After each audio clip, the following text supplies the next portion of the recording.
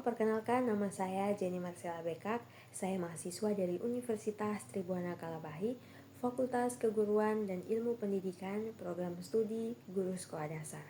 Saya dari kelas B semester 1. Nah, di sini saya akan melengkapi tugas dari mata kuliah pengantar pendidikan dari bab 10 dengan judul materi Merdeka Belajar. Nah, di sini akan saya sampaikan 4 poin. Nah, 4 poin yaitu yang pertama, pengertian Merdeka Belajar berbasis kompetensi.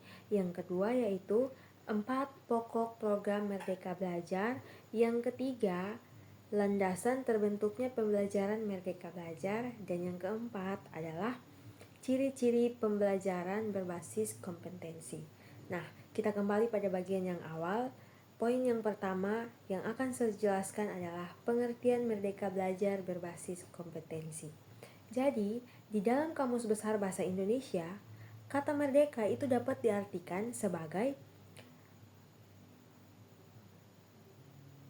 bebas dari penghambaan, penjajahan atau dapat dimaknai dengan berdiri sendiri. Nah, dalam konteks ini, merdeka itu sama saja dengan keluasan untuk berpikir secara efektif dan bebas menentukan nasibnya sendiri. Nah, menurut pakar pendidikan, belajar itu merupakan sebuah usaha yang diupayakan untuk perubahan setiap individu di dalam memperoleh perubahan secara keseluruhan yang didapatkan dari proses pengalaman serta respon dari interaksi terhadap lingkungan kepada setiap individu. Sedangkan kompetensi adalah kemampuan peserta didik untuk melakukan sesuatu dengan baik. Misalnya, kemampuan melakukan tugas atau pekerjaan secara efektif. Pada pembelajaran berbasis kompetensi, siswa itu juga diharapkan mampu mendemonstrasikan pengetahuan, penguasaan konsep, dan juga keterampilan di dalam berproses. Seperti pembelajaran. Nah, dalam sistem pembelajaran berbasis kompetensi, siswa itu melakukan pembelajaran sesuai dengan tahap penguasaan kompetensi sehingga tuntas dan kemudian melanjutkan pada tahap penguasaan kompetensi berikutnya. Kita masuk pada poin yang kedua. Poin yang kedua yang akan saya bahas di sini adalah 4 pokok program Merdeka Belajar.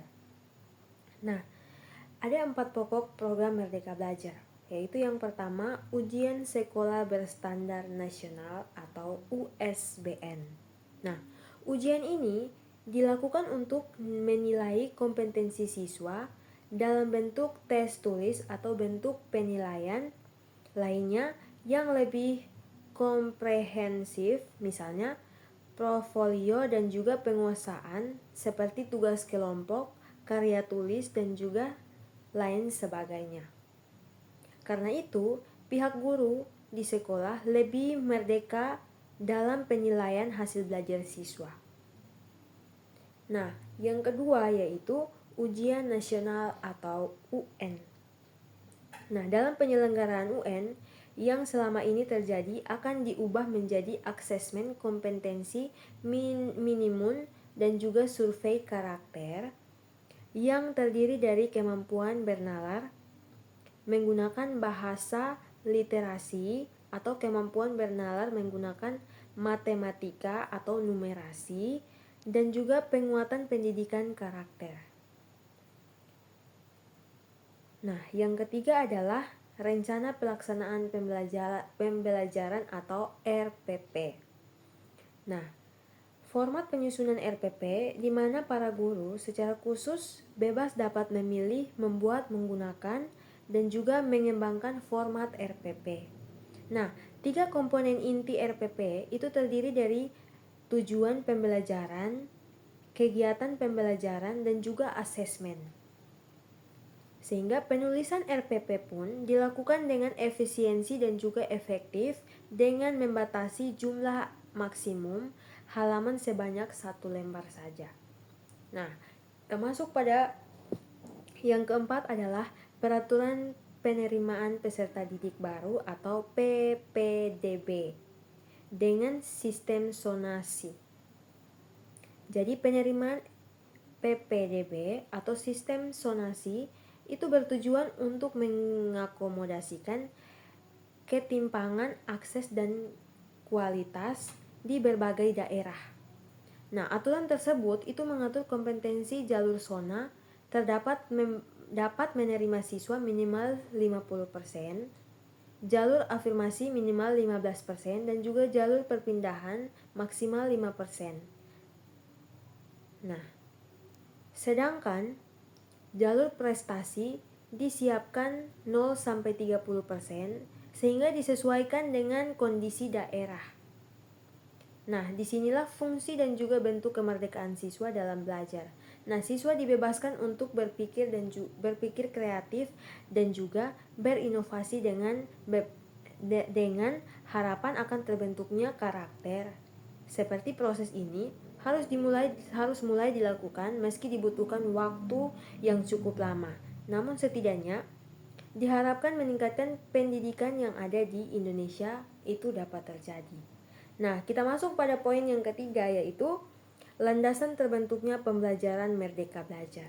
Jadi, banyak siswa yang merasa jenuh dan akhirnya tidak acuh saat guru menjelaskan mata pelajaran ketika belajar mengajar atau KMB sedang berlangsung. Nah, situasi ini itu tidak hanya terjadi sekali saja. Bahkan jika dilakukan survei, bisa jadi akan menjawab dengan sering. Bahkan semua respon reduktif saat mata pelajaran yang diajar oleh guru yang killer, justru siswa akan terlihat ekspresif ketika sedang belajar seni dan juga budaya. Jadi, berdasarkan kondisi tersebut, maka disebut siswa-siswa itu tertekan dan juga tidak nyaman dengan akan sulit dalam menerima pelajaran selanjutnya. Sehingga arti dari kemerdekaan dalam belajar yang berbasis kompetensi atau perlakuan, kebebasan anak-anak dalam berinovasi, tidak terpaku pada aturan-aturan yang mengikat, sehingga merdeka dapat dipahami sebuah pembelajaran dalam pengetahuan mandiri, terampil dan juga berwawasan baru, baik dari guru ataupun dari sekitar lingkungan.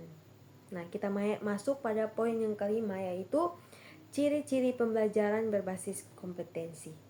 Jadi, pembelajaran berbasis kompetensi itu memiliki ciri-ciri sebagai berikut, yaitu ciri yang pertama, meningkatkan pada ketercapaian kompetensi siswa baik secara individu maupun klasikal. Yang kedua yaitu berorientasi pada hasil belajar atau learning outcomes dan juga keberagaman. Yang ketiga adalah penyampaian dalam pembelajaran menggunakan pendekatan dan juga metode yang bervariasi, sehingga beberapa perbedaan pembelajaran berbasis kompetensi dengan pembelajaran berbasis konten diantaranya itu dapat berjalan dengan baik. Nah, yang pertama yaitu pembelajaran berbasis kompetensi terpusat pada kebutuhan peserta didik dan juga lingkungannya. Sedangkan pembelajaran berbasis konten itu berpusat pada materi pembelajaran yang harus dikuasai. Nah, yang kedua, pembelajaran berbasis kompetensi mengutamakan pemahaman terhadap konsep dan juga keterampilan. Sedangkan pembelajaran berbasis konten itu mengutamakan pemahaman materi. Nah, yang ketiga, pembelajaran berbasis kompetensi itu mengukur kinerja dan juga menerapkan konsep, sementara pembelajaran berbasis konten itu fokus pada serangkaian pertanyaan tes berdasarkan topik. Nah, yang keempat adalah pembelajaran berbasis kompetensi terkait dengan konteks kehidupan nyata peserta didik.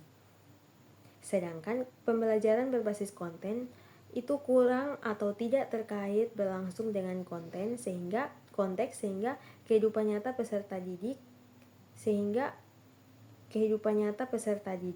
Nah, yang kelima adalah pembelajaran berbasis kompetensi berorientasi pada proses dan juga penguasaan kompetensi.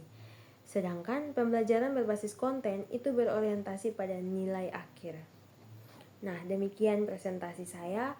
Saya mengucapkan terima kasih, shalom untuk kita semua.